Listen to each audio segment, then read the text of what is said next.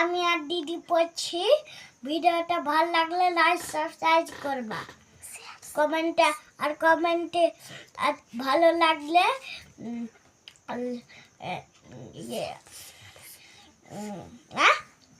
কানে কানে বল, কানে কানে বলে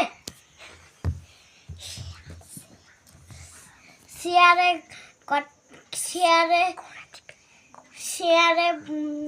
লিখবে, শেয়ার করে দিবেন আর কমেন্টে লিখবে কি বলে রে।